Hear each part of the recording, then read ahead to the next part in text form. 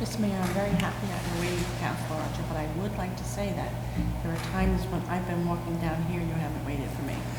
I just want to point If I see him at the door, I'm calling the meeting to order. That's the same thing I do for you. Okay. If they're in sight. So I'd like to call this meeting to order. First of all, I would like to recognize the members present. There are two excused absences, Councilor Smart and Councilor Minthorn, Councilor Johnston, Councilor Copeland, Councilor Doyle, Councilor Gay, and Councilor Archer are present. If you would all please join the City Council in the Pledge of Allegiance. I pledge allegiance to the flag of the United States of America and to the republic for which it stands, one nation, under God, indivisible, with liberty and justice for all. Thank you very much. I have a couple of general comments. First of all, yesterday was Labor Day. A decision to make Labor Day the first Monday in September was approved in June of 1894. Labor Day started as part of the labor union movement, and it recognizes the contribution of men and women in the United States workforce, but modernity has seen it as a chance to celebrate the last weekend of summer. Oregon was the first state to celebrate Labor Day, and prior to the American labor movement, Americans often worked 12-hour days, 7 days a week. The next item is that we celebrated the opening of Ready Seafood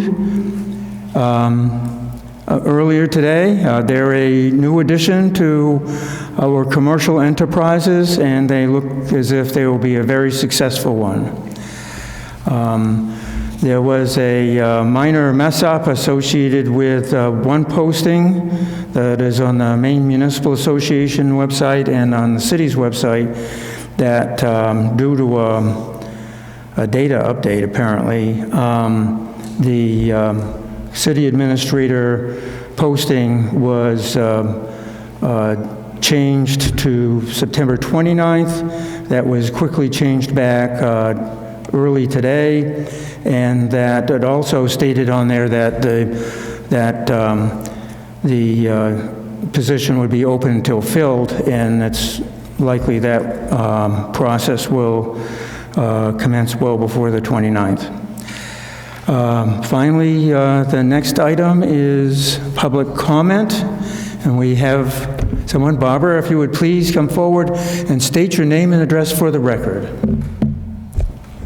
Barbara Coleman, 45B Stockman Avenue, Saco.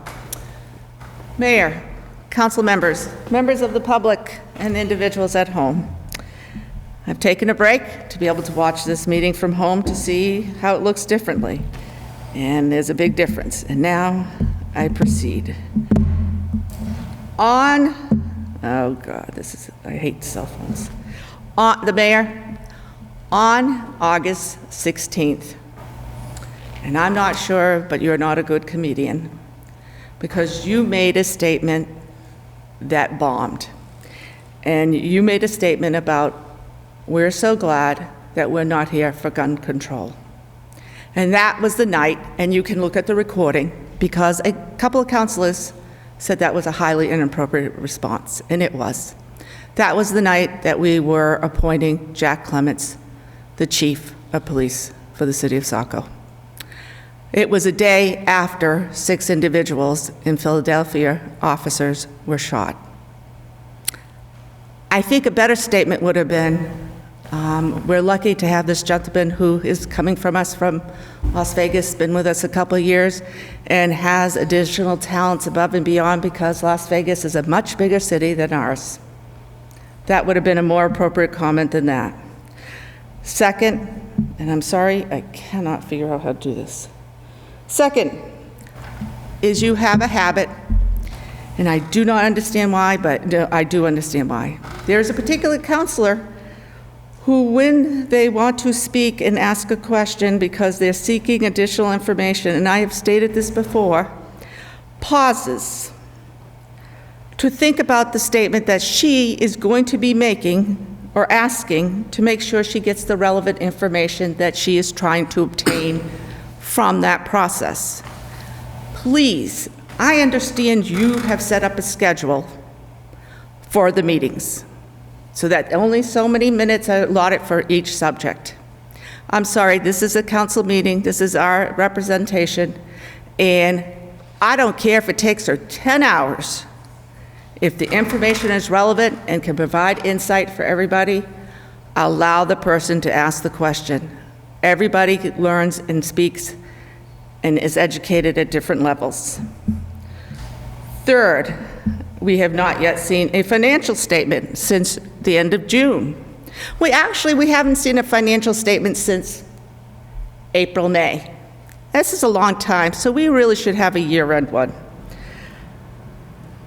Next, what is the rush of getting a new city administrator in place? You know, a lot of you are up for election, actually all of you. So why are we rushing to fill this position prior to the election of the next council, which is going to be sitting here much longer than the majority of the people? Because they're staggered 2, 3, and 4 years, I believe, if I understand how we voted this new charter in. So please, do not rush this process. Second, I add to it, why would anyone publicly disclose a salary on an ad? That's not done in today's world. It's called negotiable. You have now fixed the salary at $128,000. Congratulations, you've already spent the money. That person knows what their salary may be. And if you don't believe me, the information is out there.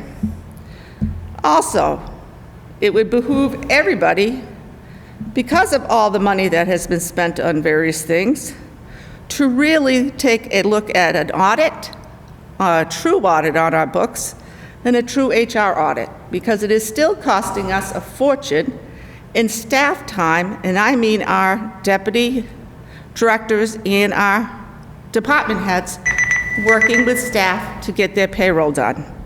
And I'm sorry, Mayor, I'm going to continue because you have allowed others. The last is going to be the mayor's office hours. You have stated to me publicly, and in the presence of council from Ward 1, council from Ward 7, and the city administrator, that those are public meetings. If they're public meetings, there should be no policy discussion taking place. Again, on August the 16th, at roughly 32 minutes, one of the councilors who are in that session said, "We will be discussing this policy," which is for a final reading tonight, on Wednesday. I'm sorry, that makes it a public meeting. That is not permissible under state statute. It is now being reviewed right now with the state of Maine to see if those office meetings have been legally run or not. And lastly, Councilor from Ward 1, would you please speak into the mic? Even at home, I cannot hear you. Thank you. And next is the consent agenda. Do I have a motion to accept the consent agenda? So moved.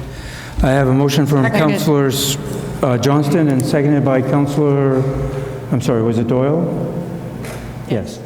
Seconded by Councilor Doyle to accept the consent agenda. Any comment to my right? Any comment to my left?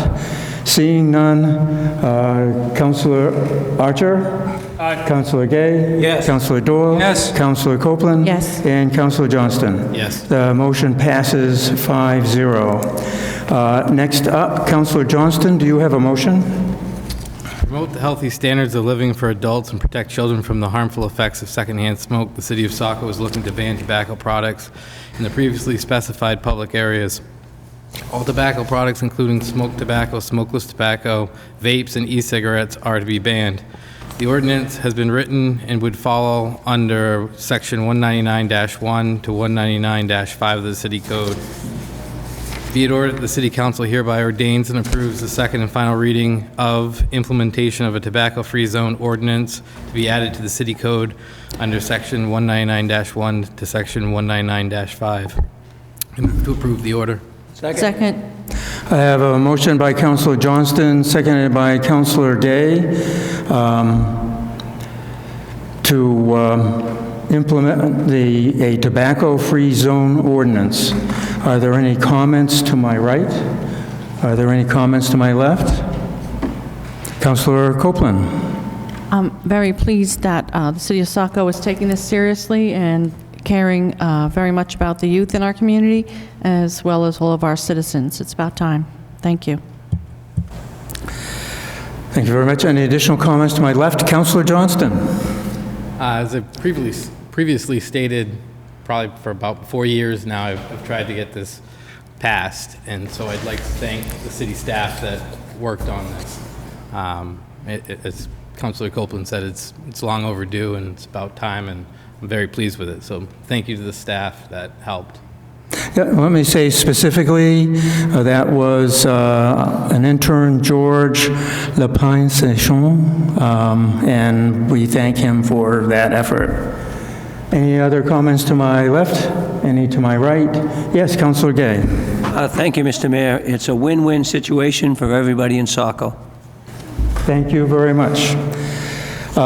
Seeing there are no other comments, Councilor Archer. Aye. Councilor Gay. Yes. Councilor Doyle. Yes. Councilor Copeland. Enthusiastically, yes. Councilor Johnston. Yes. The motion passes 5-0. We now have a new ordinance that identifies smoking restrictions and also other restrictions associated with vaping and with chewing tobacco. Next up, Councilor Johnston, we have a resolution. This resolution is meant to complement the new ordinance, Chapter 199, tobacco-free zones. The city would like to promote health and wellness for all residents and visitors to the city of Saco. Be it resolved that, whereas this resolution is to promote the health and wellness of the city of Saco residents and visitors on all city-owned property by making said property smoke and tobacco-free, and whereas City of Saco, Maine has set as a goal that Saco be a safe and healthy place to live, work, and play, and whereas tobacco use is the single most preventable cause of death and disease in the United States, and whereas secondhand smoke contains many harmful chemicals and cancer-causing agents and is a serious health risk to humans, especially infants, children, and pregnant women, and increases a non-smoker's risk for asthma, heart disease, and lung cancer. And whereas chewing tobacco contains many harmful chemicals and cancer-causing agents, and their use is associated with cancers of the mouth, gums, tongue, and throat. And whereas the use of chewing tobacco is associated with saliva or spit being cast upon the ground, seating areas, and other surfaces in recreational settings. And whereas secondhand smoke levels in outdoor public places can reach levels as high as those found in indoor facilities where smoking is unrestricted.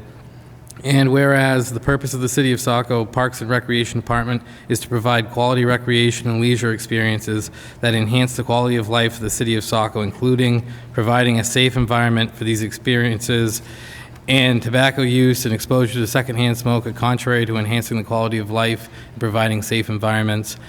Now therefore be it resolved that the City of Council does hereby declare that all of its City of Saco properties be tobacco and smoke-free, and specifically restrict the use of any tobacco product, including but not limited to cigarettes, e-cigarettes, cigars, chewing tobacco, or any other tobacco and nicotine derivative on, in, or at any City of Saco property.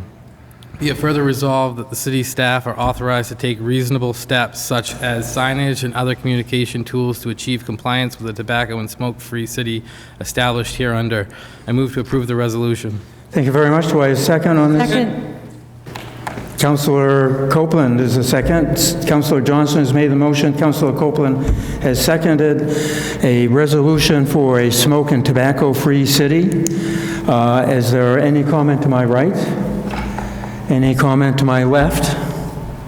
Oh, Councilor Copeland. Well, I would like to just reiterate the story about my mother who died of COPD and pulmonary fibrosis, and I've raised money for the Lung Association doing the Trek Across Maine, and that this is just absolutely fantastic, and I applaud Nathan for following up on this and getting this going, and good for all of us. Thank you. Any other comments? To my right, to my left. Thank you. Speaking to a healthcare professional, for the age group where smoking was very common, COPD is very common. And so if we can cut back on that debilitating illness, then that's going to be a very positive move for all of the children and their parents in Saco. So, without any further ado, Councilor Johnston? Yes. And Councilor Copeland? Yes. Councilor Doyle? Yes. Councilor Gay? Yes. Councilor Archer? Yes. The motion passes unanimously, and I have a copy of the resolution to be signed. So I'll start with Councilor Johnston. This is great. So one day when Sadie grows up and she's the mayor of Saco, she can live long enough to be healthy. That's Sadie right there, absolutely. Let's go on to the administrative update. Mr. City Administrator, and I should also reflect that present this evening is the Parks and Rec Director, Ryan Summer, and Andrew Dickinson is operating the video feed for the city. Mr. Fox is the acting city administrator, and Ms. Hughes is the city clerk and recording the minutes. Do we have an administrative update at all? No administrative update. Thank you very much. The next item on the agenda is council discussion and comment. Does any councilor wish to speak on anything at all? Oh, to my right? Thank you. To my left? Seeing none? I guess a motion to adjourn is in order. Let's see now. Councilor Gay, is this going to be a record? Yes, Mr. Mayor, this will be a record. All right. So do I have a motion to adjourn? So moved. Okay, Councilor Copeland, do I have a second? Second. And seconded by Councilor Gay. I have a motion on the floor to adjourn made by Councilor Copeland, seconded by Councilor Gay. Councilor Archer? Aye. Councilor Gay? Yes. Councilor Doyle? Yes. And Councilor Copeland? Yes. And Councilor Johnston? Yes. The motion passes 5-0. We are now adjourned. Thank you very much.